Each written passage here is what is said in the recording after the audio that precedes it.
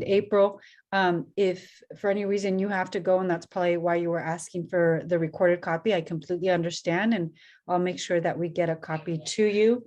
If you can either chat privately either to myself or Ms. Mora what your email is, and then that way we can ensure that you get a copy of this presentation.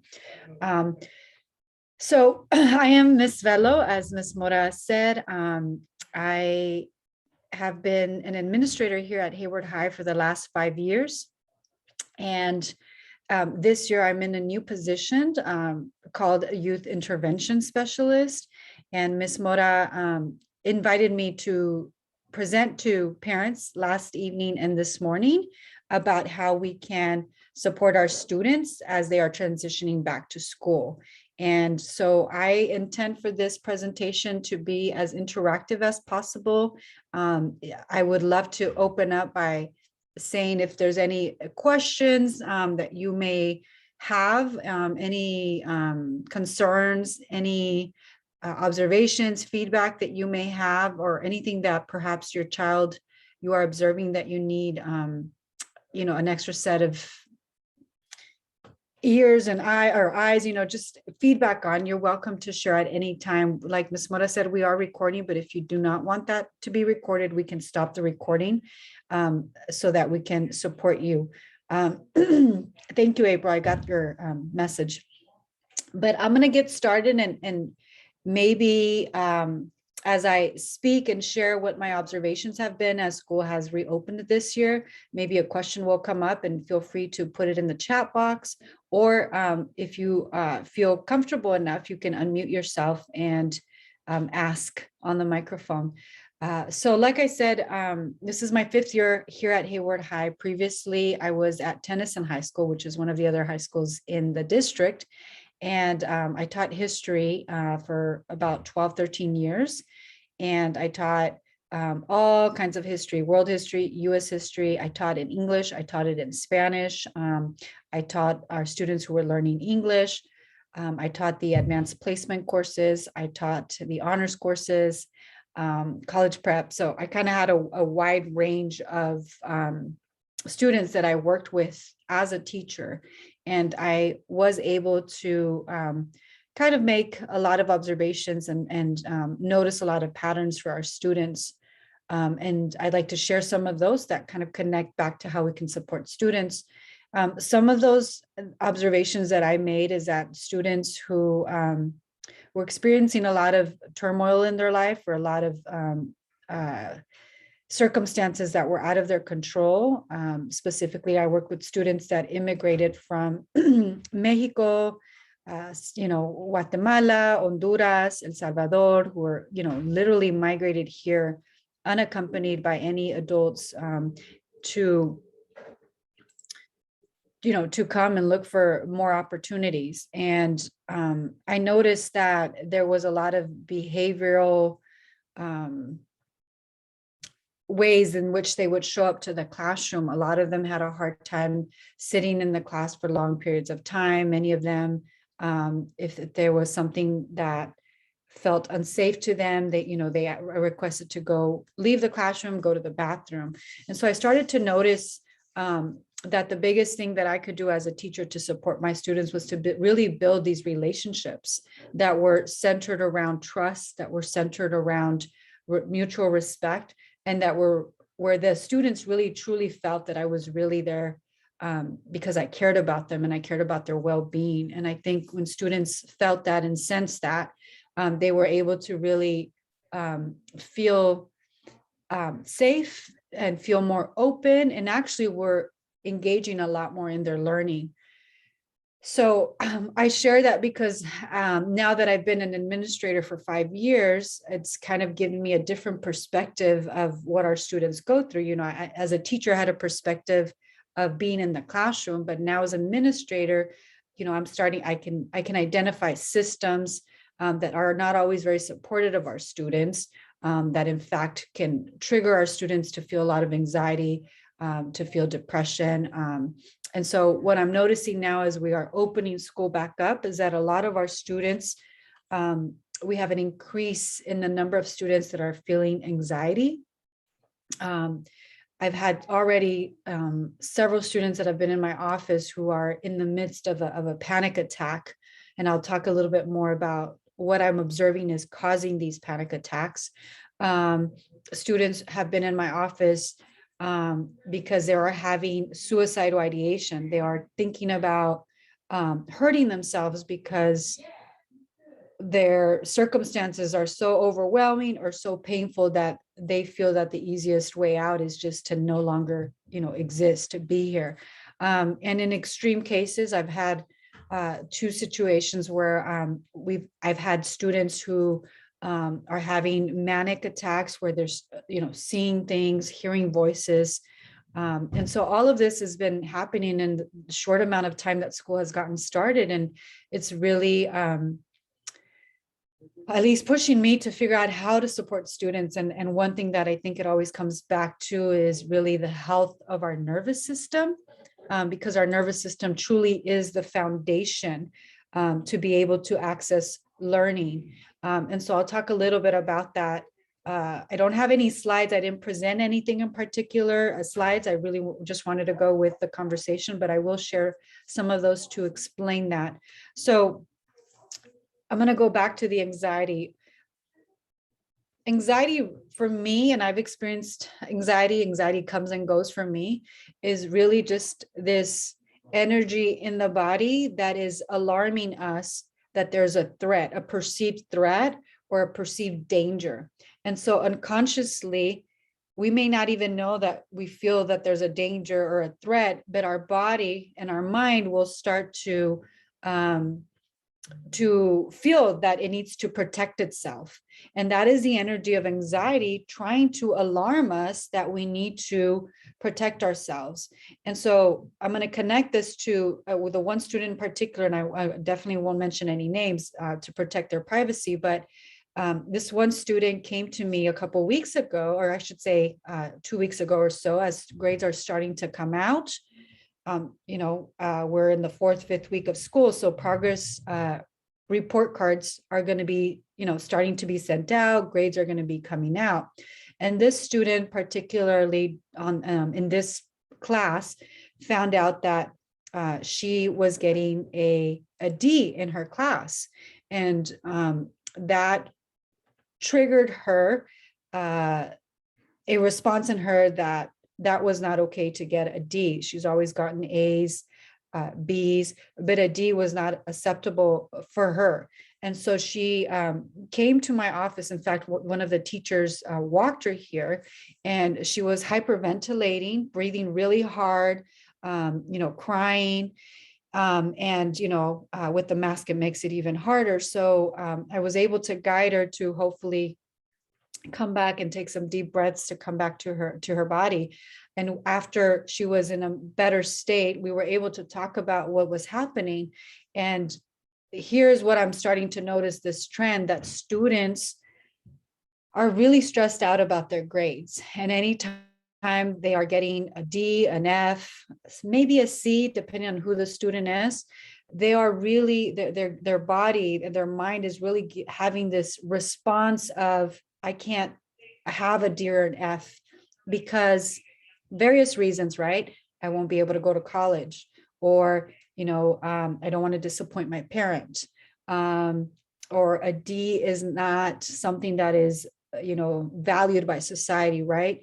Unfortunately, we're coming to this place where society and teachers, the school system, were very responsible for equating grades as the reflection of somebody's worth. And, I'm trying to be much more mindful as a teacher. I remember talking about grades and how important they were from a view of, I want to ensure my kids go to college, because college for me was a way for me to move out of poverty. I grew up very poor in Bakersfield. My father was a farm worker. My mother was a stay-at-home mom.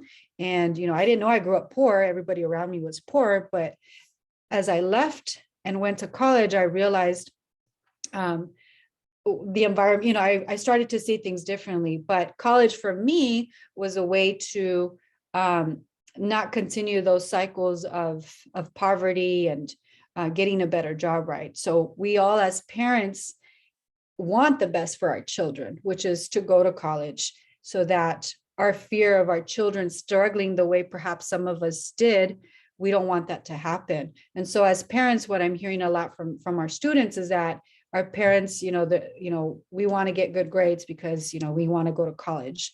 And if I get a D or an F or a C, my parent's not going to be happy, or my parent is not going to be okay with that. And I don't, they'll say, I don't want to disappoint my parent. So there's this really huge pressure, and sometimes it's self-imposed by students, huge pressure to do really well academically. And it's always been there, but I think in terms of what's going on right now with the pandemic, with the things that are going on around the country, with the police violence, racism and all that, it just becomes so layered that it's becoming overwhelming for our students. And so I share that because I notice, and I speculate that as grades start to come out, we're going to get a lot more students that are feeling that, are starting to feel more anxious, and on the flip side, depressed. So anxiety is more of a hyper arousal, like it's a different response, and depression is more of a response of shutting down and just feeling like there's no hope, and feeling like nothing's going to get better. So there's either this dual response of anxiety or depression, or sometimes it's combined.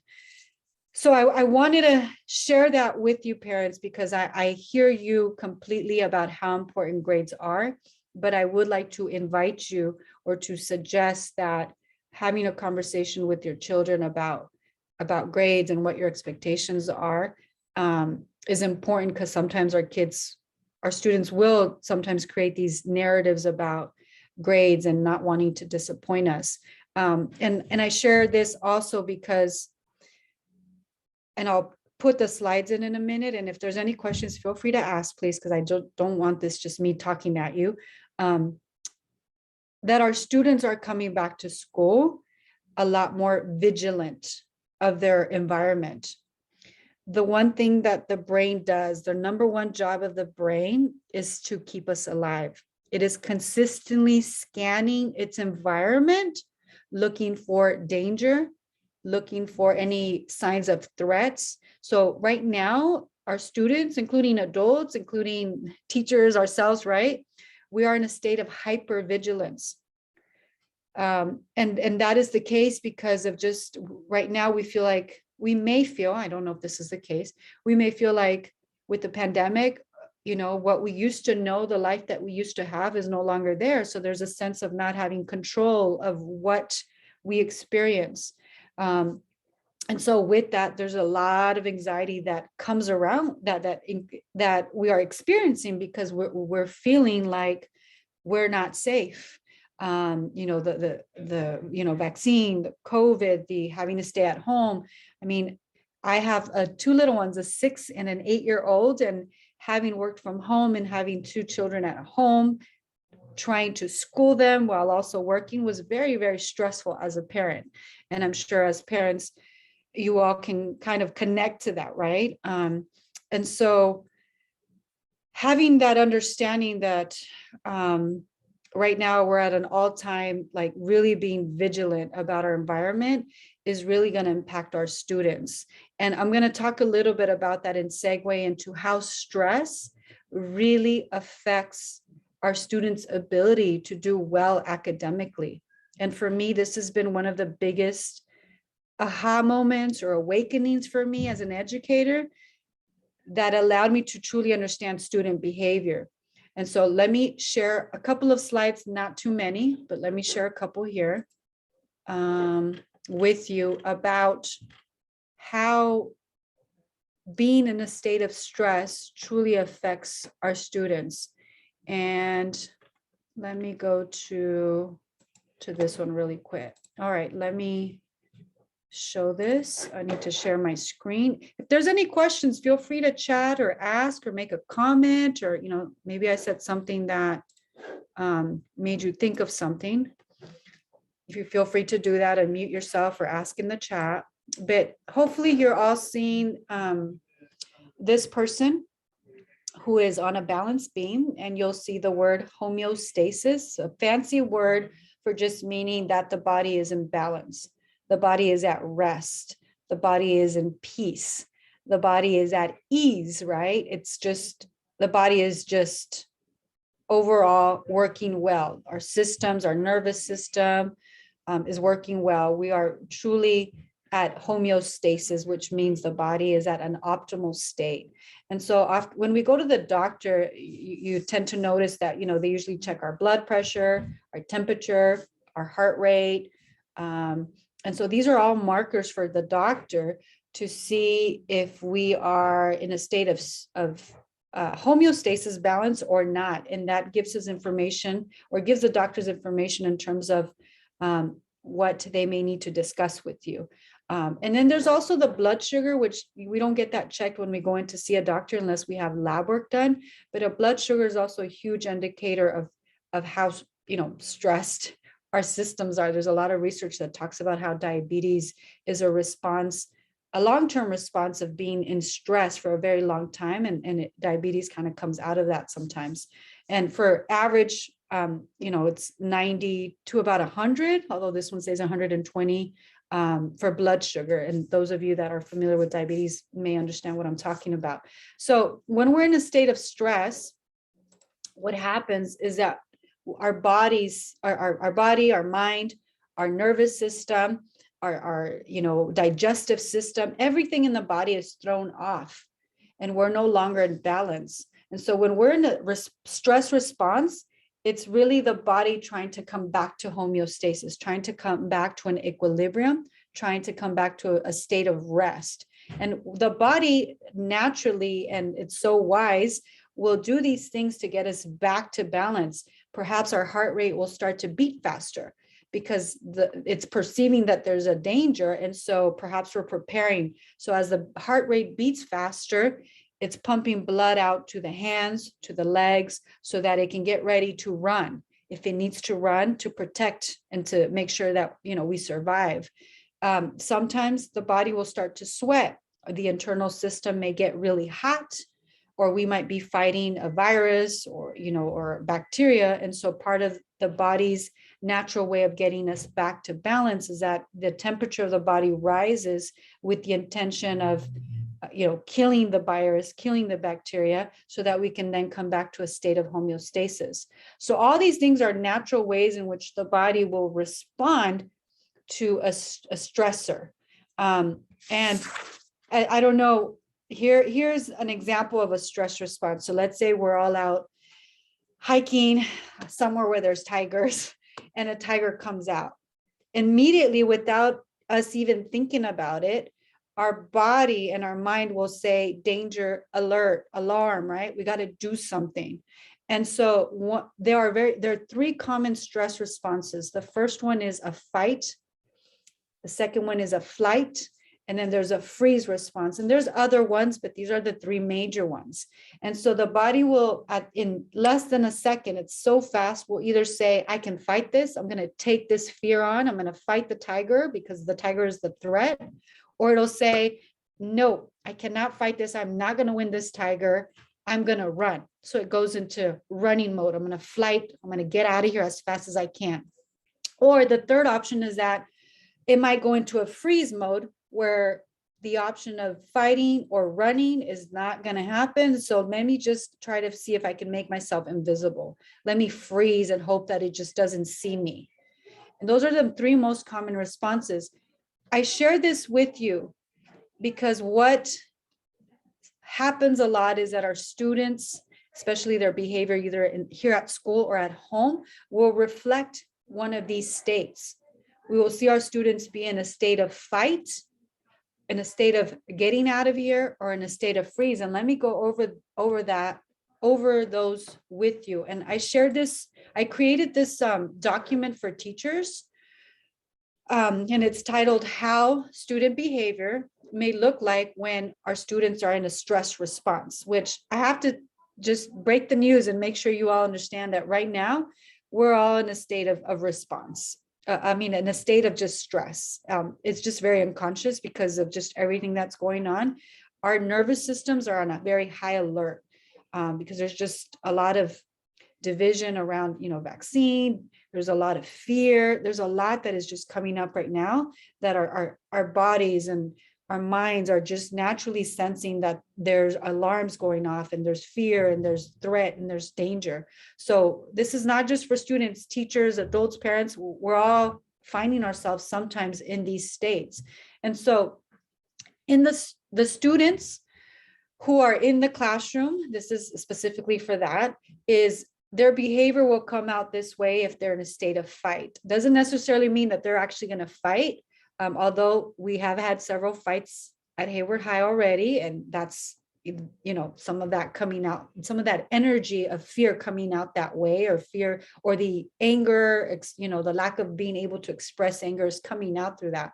But the way this might look like, and I'll try to do my best to also explain how it might look like in the home, since we're all, this is for parents, is that perhaps, I don't know how many of you, especially with teenagers, perhaps have experienced your child just having this explosive temper, right? Or you might be reminding them of, doing the chores, or cleaning their room, or taking out the trash, washing dishes. And then there's just this very explosive response of, that you are almost like, whoa, where did that come from, right? It might be a yelling, it might be slamming of the door, it might be screaming, cussing. I mean, it's just a very explosive reaction, and it's very unpredictable in terms of where is that coming from. And sometimes, even as a parent myself, I might take that on personally and be like, you're being disrespectful. How dare you talk that way? Which is very understandable. But I do invite you, and I'm trying to suggest an alternative, that we become more curious about, where is this behavior coming from? Why is this child, reacting this way? And from the research that I've done, from the classes that I've taken, and from my own work of healing my stuff too, because as a parent, our children will press our buttons and will get us. I mean, you probably have all been there. I've come to understand that as parents, we really need to become more curious about the behavior that our children are showing up with. And so another way that the fight response to stress shows up is just defiance, right? A child, especially in class, will want to do things their way, will want to have a final say if there's an engagement with the teacher. And this is what I often tend to look at this behavior, is the child or the student is really just trying to get a sense of control, of trying to feel like I have a control about my life. I can't create control because all around me, there is no sense of control with what's going on. So that is how fight behavior might show up. Flight, I'm talking about the middle one now, is often happens when the most popular is they want to leave the classroom. They're asking for the bathroom continuously, to leave the classroom, because whatever's going on in the classroom is activating this alarm that there's danger, or there's a threat, or there's too much going on. It becomes overwhelmed, that a student needs to get out of the classroom. And so that may show up again by leaving the classroom, whether it's by asking through a pass, or literally just walking out, or being very restless in the classroom, lots of shaking of the legs, or getting up and moving around. That is the flight energy of being in a stress response. It also can show up, this fancy word that's called dissociation, which means that the student will tend to just kind of check out. They kind of almost leave the body, and they're checking out, trying to literally, they can't physically leave the classroom, but maybe they mentally just check out. And so you see that they're spaced out, they're tuned out, maybe they're looking out the window, sometimes they're even drawing. Sometimes they have their earphones on, listening to music as a way just to, check out and no longer be in this space that may feel too overwhelming for them. And, I can imagine that some of you can see this in the home, right? It's our teenagers that are locked up in the room, in their bedroom all day long, maybe on video games, or scrolling through the phone, or listening to music, or just not very engaged with, family activities. This is a way, or it can be a behavior that is showing that things are just too much around them. And so they rather just kind of tune out. And then the last one of this one, which is, we see this all the time, especially before, COVID, and we're seeing it now too, not surprised, is that students who are often in really high states of stress where they become so overwhelmed, is that they'll self-medicate. And unfortunately, in the culture that we live in, the society that we live in, we tend to think about addiction as something very, negative, which, it's not a good thing, but we tend to place shame and outcast people that have addictions to, whether it's shopping, or addiction to, alcohol, addiction to drugs, right? But I would like to suggest and invite you to think that often behind the addiction, and sorry, that's the bell, that behind the addiction, there is something else going on. So the question is, why the addiction? What is the addiction trying to really like numb out the pain that is there? And I share this, I'm the oldest of 4, and I have 3 younger brothers. My youngest brother was a 7th grader, and he had done academically well, right? Did okay, not straight A's, but did well academically, was never in any problems. But when he was a 7th grader, my second oldest brother, the middle one, unfortunately passed away in a tragic car accident. And I was already in college. I think it was my second year of college when that happened, but my youngest brother was a 7th grader. And I was in college, so I wasn't at home, but I did start to get a lot more calls from my parents saying that, my youngest brother was not going to school anymore. He was starting to hang out with, the bad kids, started to, I think he got a couple of tattoos that were gang related where I grew up. And the most worrisome for my parents was that the school was always calling because he was smoking weed at school.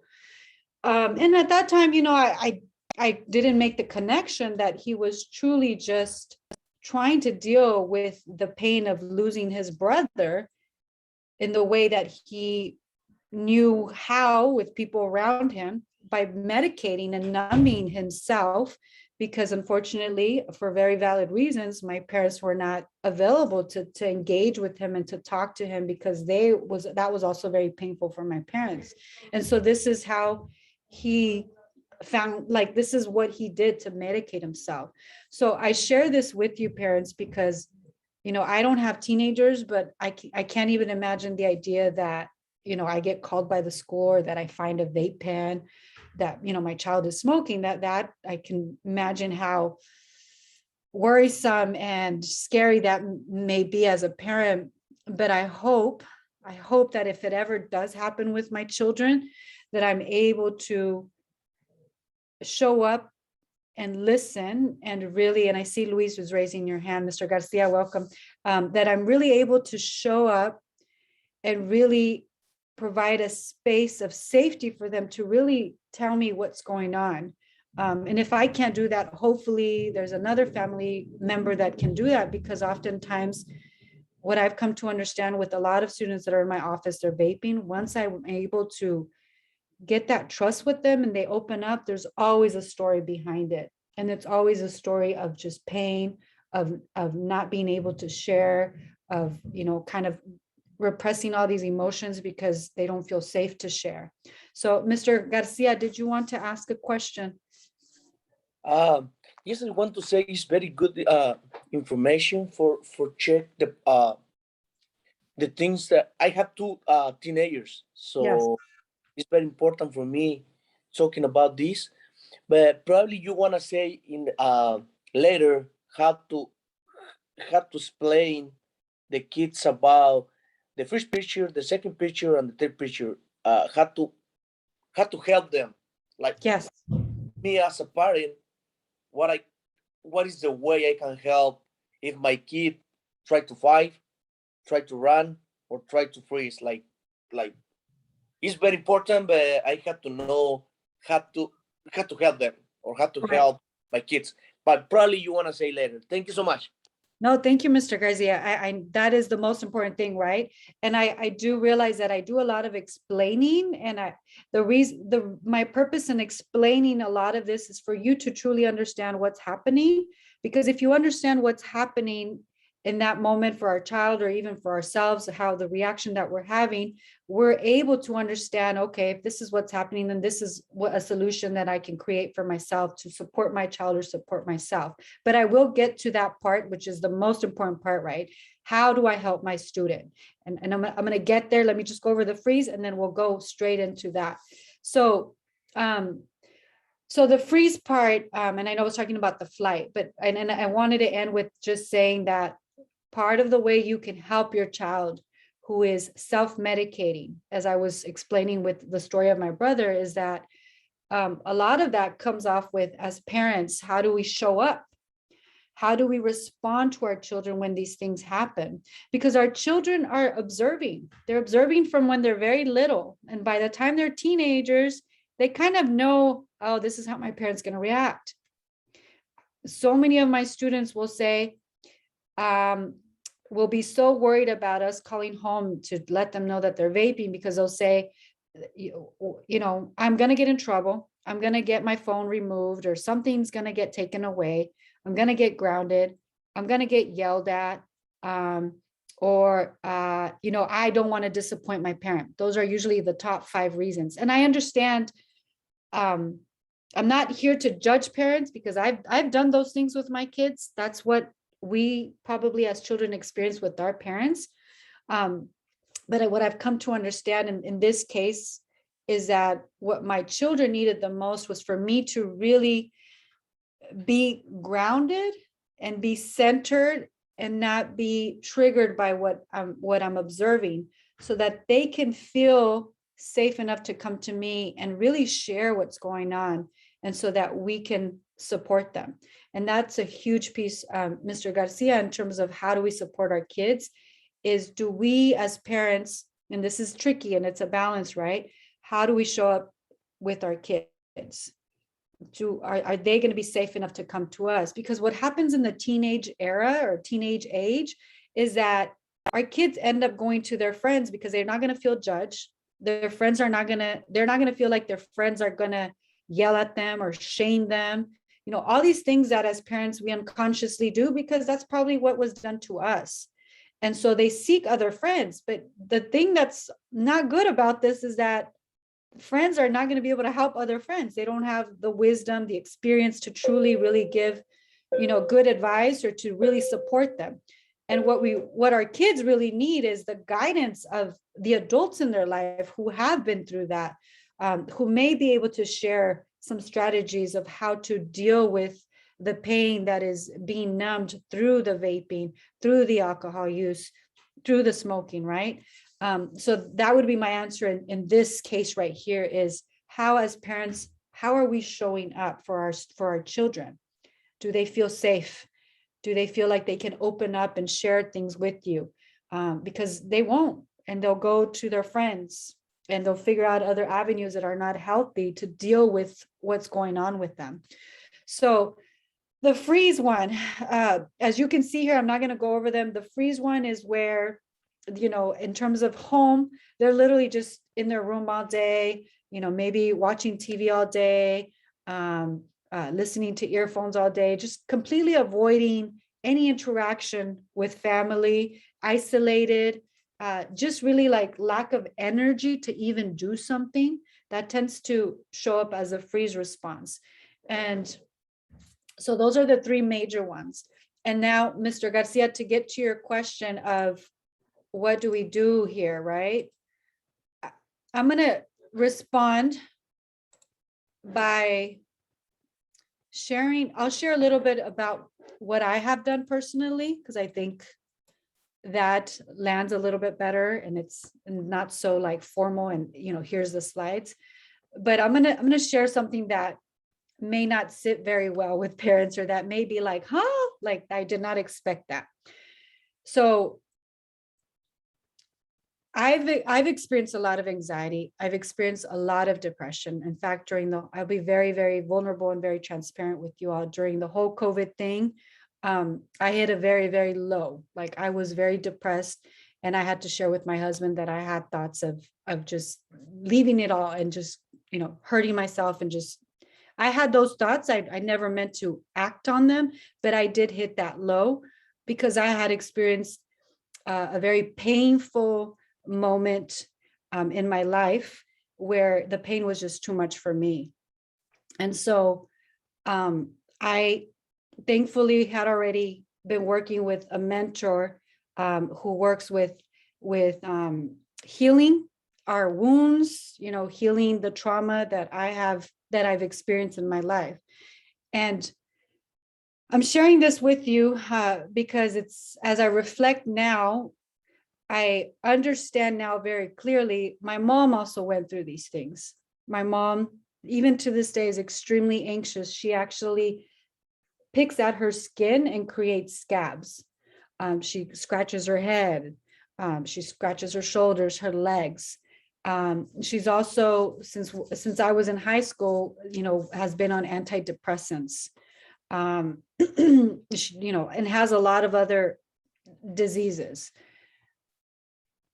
And when my daughter, who's now 6, she just turned 6 on Sunday, when she was around 3 years old, there was a moment one night where she was having excruciating stomach pain. And she was up every 2 hours at night feeling this pain in her stomach where she was literally rocking herself to try to soothe herself. And I didn't make anything that first night. I was like, okay, I don't know what's going on. She just maybe ate something. It happened again the second night. And then when she woke up, her wrists, her ankles were swollen and they looked purple. And at that point, my husband and I became really, really alerted. We were like, okay, we need to take her into the doctor. We took her into the doctor. I think they told us the first time, just give her some antihistamines to lower the inflammation and just watch and, be aware. So, and give her like Tylenol, I think. So we were like, okay, we'll do that.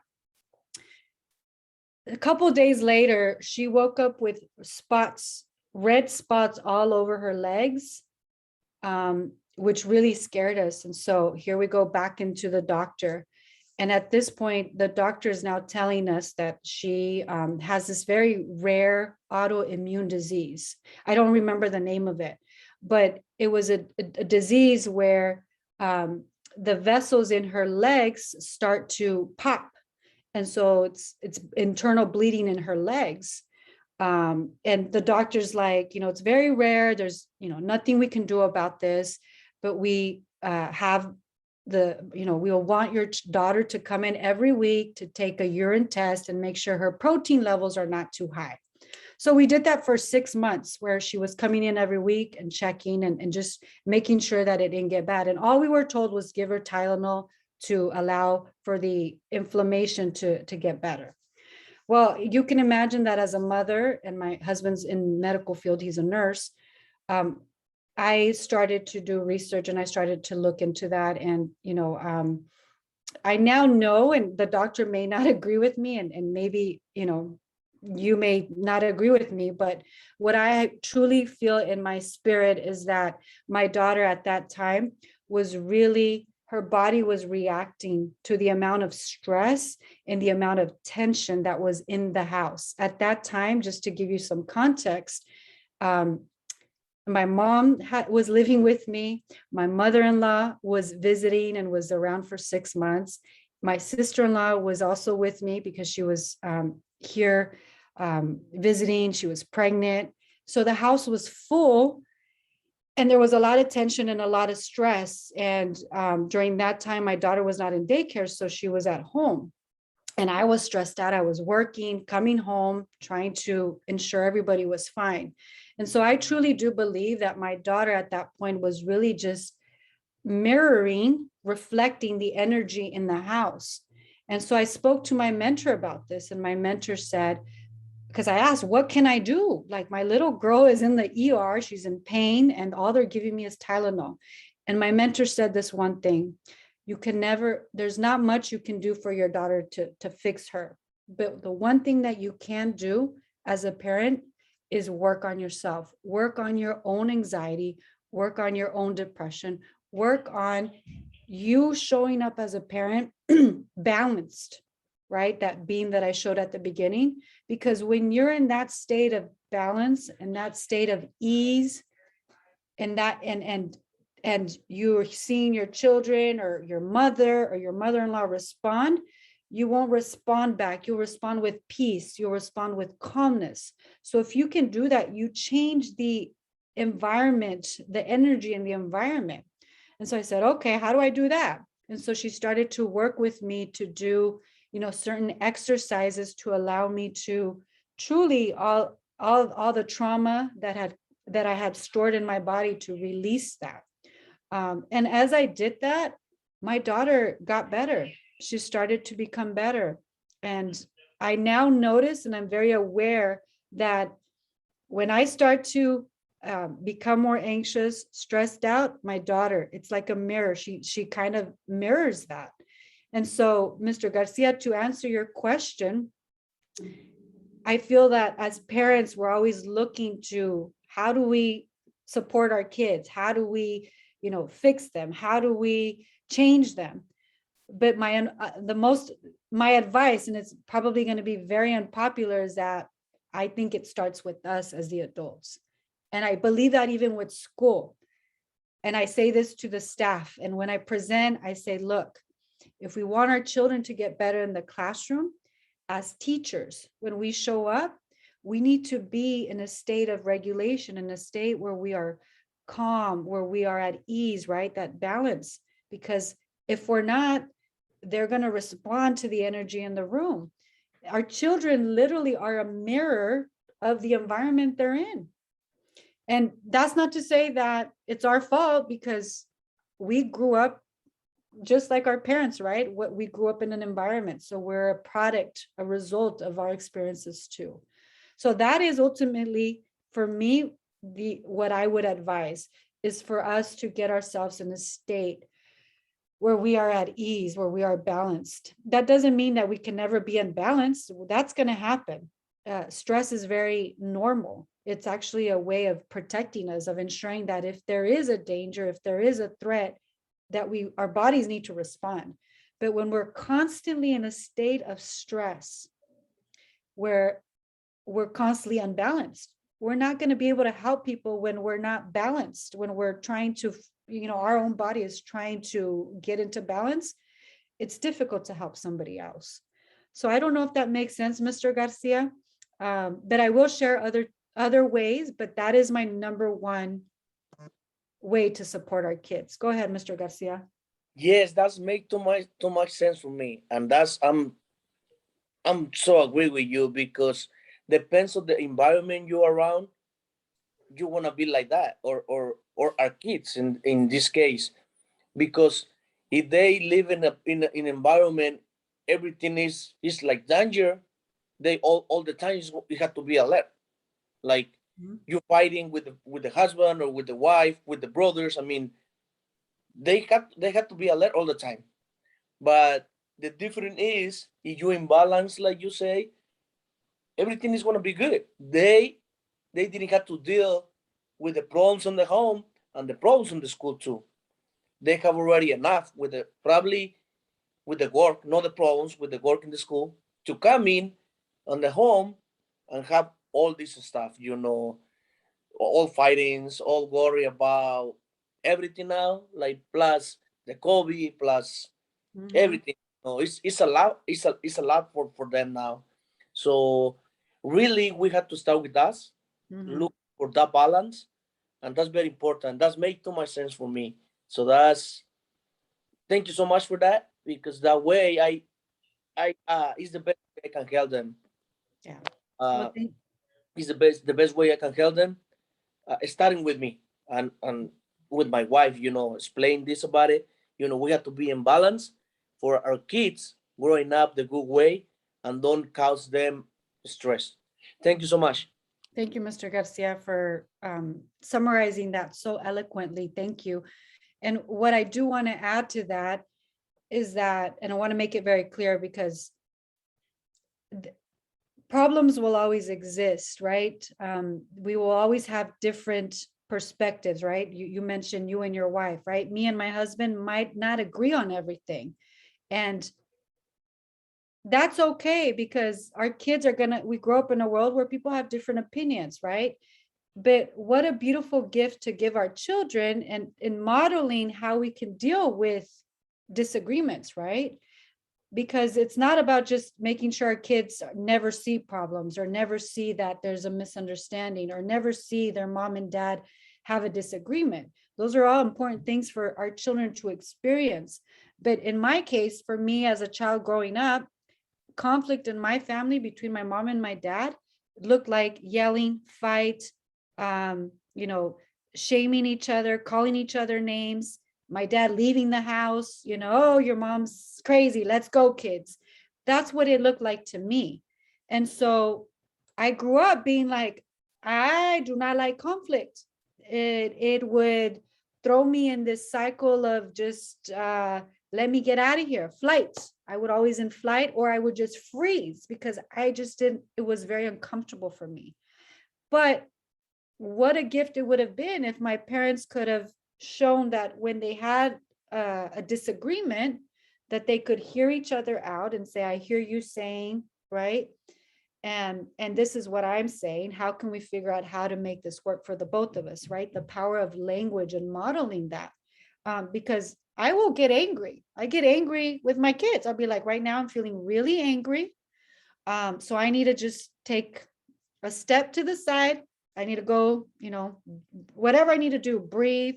I need to go move my body, or I need to just take a moment to be with myself. I'll come right back. At that point, I'm showing my kids that anger is okay. There's nothing wrong with anger, but that there's some tools that we can use to express that anger, so that anger doesn't come out in hitting somebody, or it doesn't come out in yelling at somebody. Have I always been perfect? Oh, no, no, no. I haven't. I've had my moments where I, as a parent, have lost it. And, you know, as mother, sometimes my husband works in the evenings, I'm by myself. We don't have that support system. I've lost it.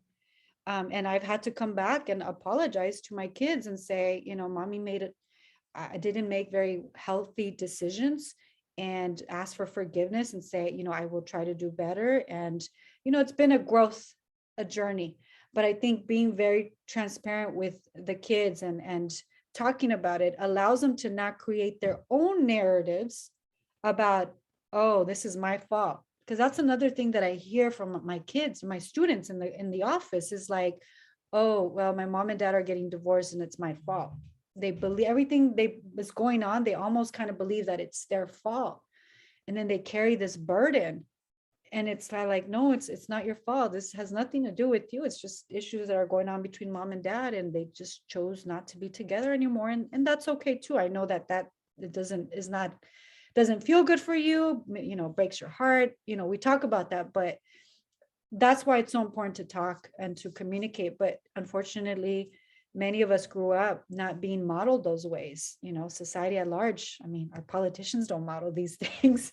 So what do we expect? But that for me is the best way to support our kids. And there are other ways that I'm going to talk about here that are a bit more, these are kind of let me explain here using this. And you probably have seen this, Mr. Garcia, because you've been to a lot of the presentations that I've given. Let me go to that slide, which are, there's a couple of things here. Let me see, present. Okay, here we go. So let me go to share the screen. And again, let me know if this is helpful, if you have questions, because sometimes I feel like I'm just talking and I can't see you, so I can't gauge. But we've all seen this. And well, Mr. Garcia, you've probably seen this. So on your left-hand side, number 1 and 2, these are all what I see are the big pictures to really de-stress. Is that really learning about how stress impacts us is huge. And I'm a teacher, so I like to teach a lot.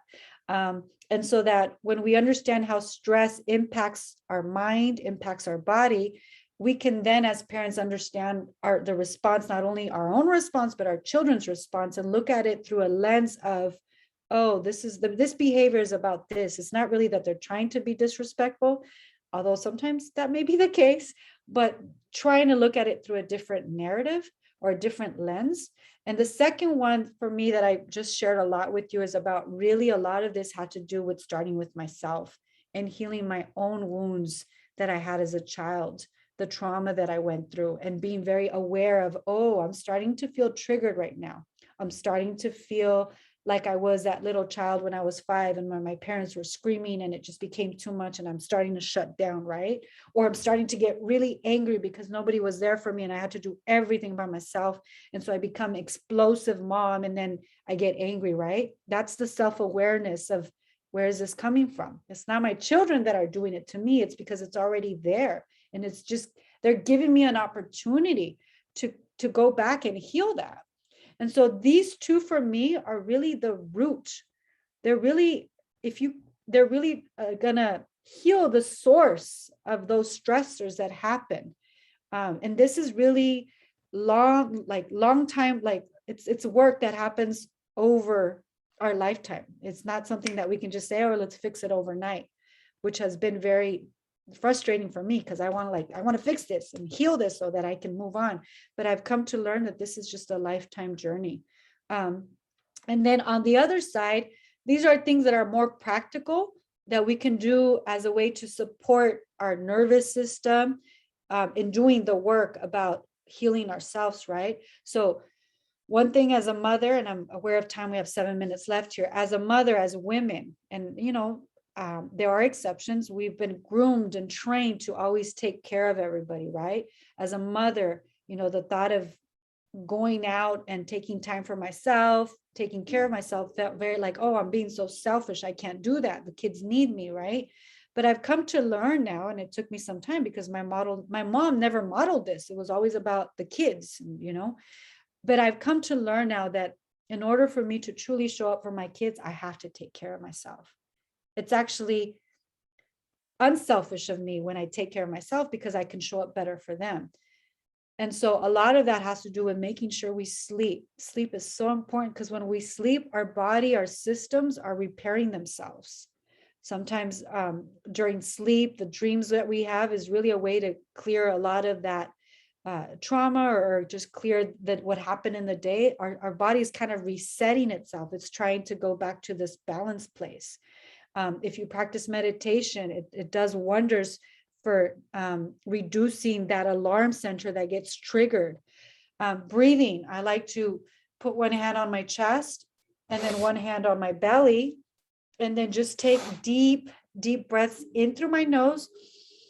And when I take a deep breath in through my nose, I'm trying to imagine filling up my belly like a balloon, and then holding it there for a couple seconds and then releasing through the mouth. When we do this, we are informing our body, informing our nervous system that we are safe. That's why when students are in a panic attack, I try to always get them back. This is the one thing I'll do. Hand on chest, hand on belly. Okay, let's breathe in through the nose. Hold it. And then breathe out.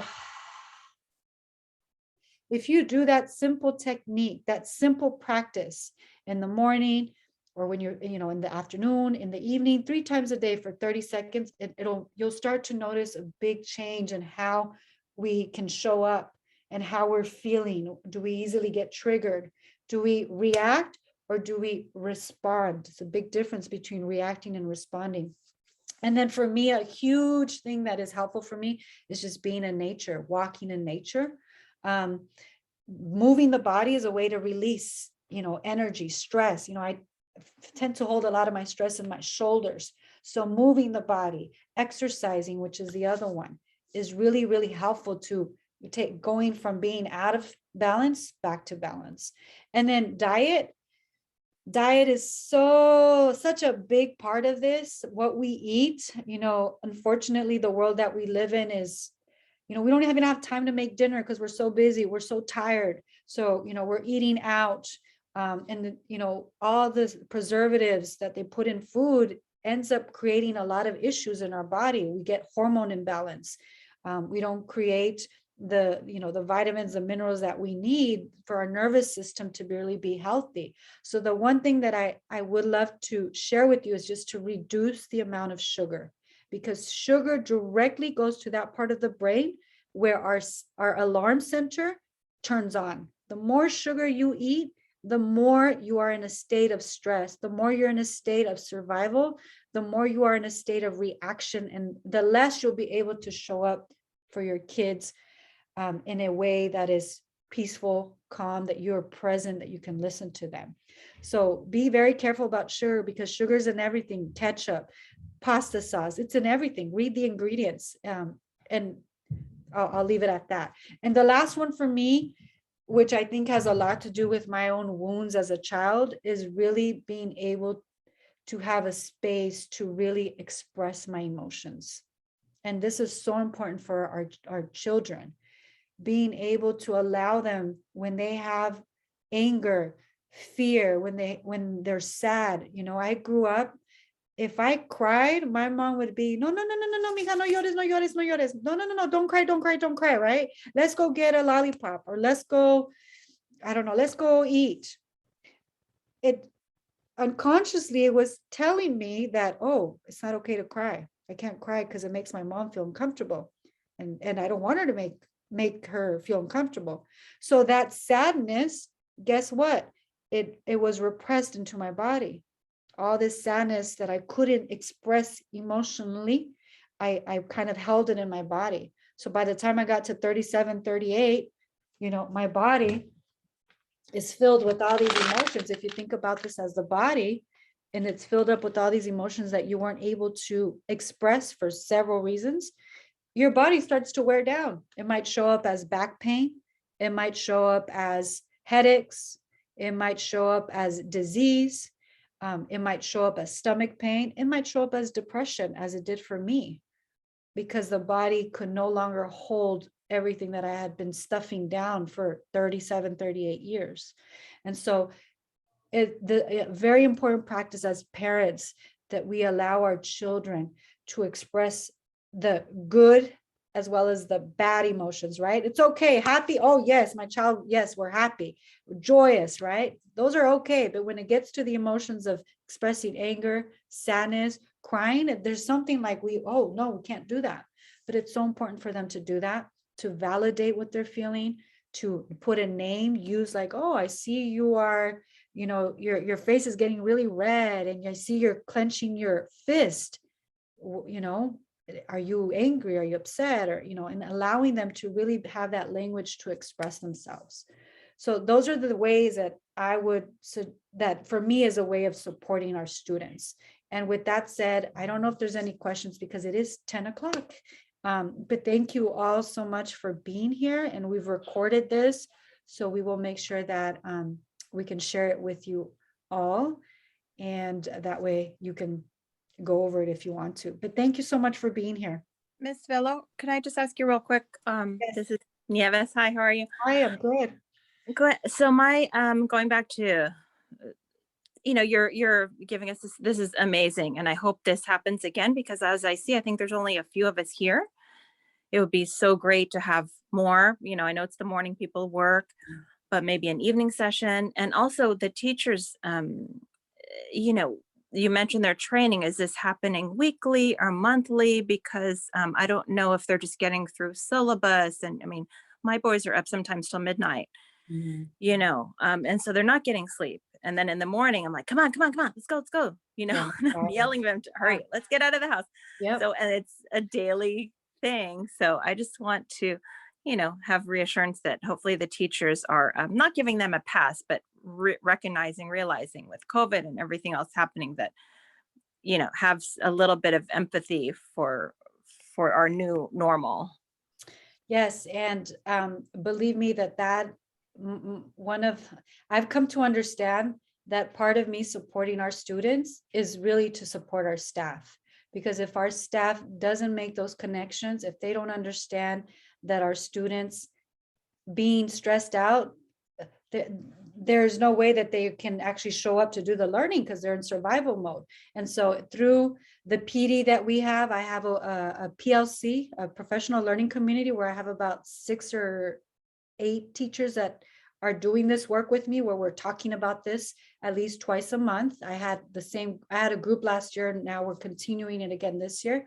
I'm also presenting at staff meetings. So I presented hour and a half long presentation to our staff when we came back to prepare for school, that talked about what to expect when children come back and how can we support them. Now, obviously, this is not going to solve everything, because teachers sometimes are, they have patterns and they have ways of knowing how to teach. And so it's a reminder of like, hey, we got to slow down. So I'm constantly voicing that, and I'm sure they get tired of me, but I'm constantly reminding them. So please do know that that is happening. Okay, great. Good to know. Yes, and I will also add that if there's a particular teacher, because we have some teachers that we've heard from parents already, right? And they mean well. The teachers mean well. Like the teachers, like, I want to prepare my children to be successful, the students, right? But they're not making the connection that in giving homework out every single day is actually stressing them out and actually not doing what you want to do. So if that is the case, feel free to reach out to me and we can figure out a way to try to convey that message to the teacher in a way where they're open and welcoming to receiving that feedback, because teachers can often feel like, hey, you're criticizing me, and all of that. So just wanted to let you know about that. Thank you so much, Ms. Bello. That's very, very good information. And I hope doing this, and it's very, very good information for help us too much for help our kids. Thank you, Mr. Garcia. I always enjoy having you here. Thank you. Ms. Cordova, did you want to say something? No, just always thankful for this outlet. And like I said, hopefully we, I know it's recorded, but sometimes that's frustrating when we can't get everyone, to join, because it's such great information. Thank you. I appreciate that feedback, because sometimes I feel like I'm not really sharing anything. Like, I feel like, okay. So I'm glad to hear that it is helpful. Okay. Yeah, for sure. And one last thing, I think I've mentioned it before, like an outlet. I don't know what, maybe some creative thoughts around getting the kids, even, I don't know if it's an assembly or some forum where even there's a few teachers and a group of kids that just where they can, vent or voice their, I don't know if they've had a chance. I think it's important to let them know their voices are being heard as well, to be curious to. Yeah, I'm writing these ideas down. So thank you so much for that feedback. Or even a club. I see some of these clubs are so silly, and then something like this, I think would be a nice outlet, and to be counted as club, like for Avid, they have to join a club. I think this would be kind of and make it fun or creative or something. Maybe some food. I don't know. Food will always get people to show up. Yes. Yeah. Thank you for that, Ms. Cordova. Okay. Well, everyone have a good day. Thank you. Thank you so much. Thank you. Yes, Mr. Garcia. Sorry, Ms. Bello, another question. No problem. Go ahead. I had to ask you if it's okay if I can send this message to somebody else, like it's not in this color district. It's fine. It's fine to send information to they can watch. Okay? Yeah, please feel free to share, to send it. Right. My goal is to get this information out to as many people that will need it. So feel free to do that. All right. Thank you so much. Thank you. Bye-bye. Bye-bye. And thank you everyone for attending this morning. We had a few parents attend last night. Here at Hayward High, we have our family workshops in the morning, in the evening, and we have a session in English and Spanish for a total of 4 sessions. So thank you for those of you who are here this morning. We look forward to seeing you in future workshops. Thank you so much, Ms. Bello, for presenting this valuable information. I'm gonna end the recording here because we will be starting our Spanish session. But thanks again, everyone.